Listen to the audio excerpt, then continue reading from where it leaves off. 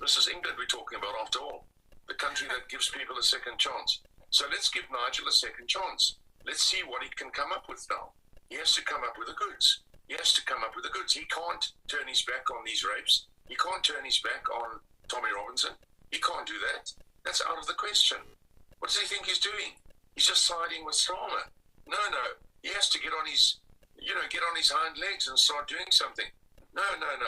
But he's the time been for sort of, consistent. lazy, easygoing leadership, that's out. Doesn't work anymore. But We've seen that in America. But he has been consistent in his stance on Tommy Robinson, so he's not suddenly going, one minute he thinks that and one minute he thinks something else.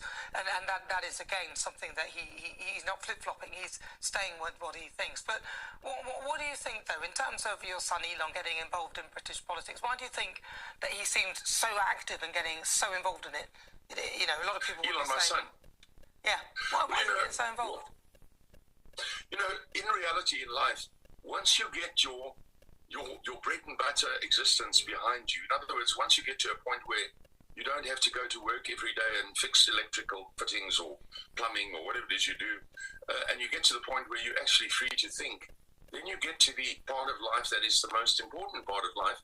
And as I've always described it, in fact, my history professor told me, politics is 50% of life. And if you don't, you have to get into it if you can finally afford to do so. It takes time because most people are stuck in their jobs. They can't do it. But if they were free, they would express themselves politically much more because politics is 50% of everything.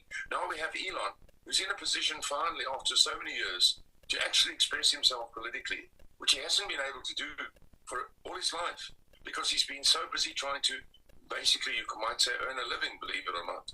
So once you can earn a living and once you're free of that, you either join something of political nature and become part of it. It's just the way it happens. That is life. That is the way it works. And so I'm very happy that he's doing that. And it's very good. Very, very good. Well, last time we spoke, we were talking about the 100 million that was being touted that Elon might donate to Reform UK. Do you think Elon will still consider donating something to the party? Oh, yes, absolutely. If Elon sees for the time being, he's a private citizen. You do realize he's a private citizen for the time being. So, after the 20th of this month, of course, assuming he goes into the cabinet there, in the United States, he's no longer a private citizen. So anything he does would have to be ratified by the President of the United States. So a different scenario will be in place.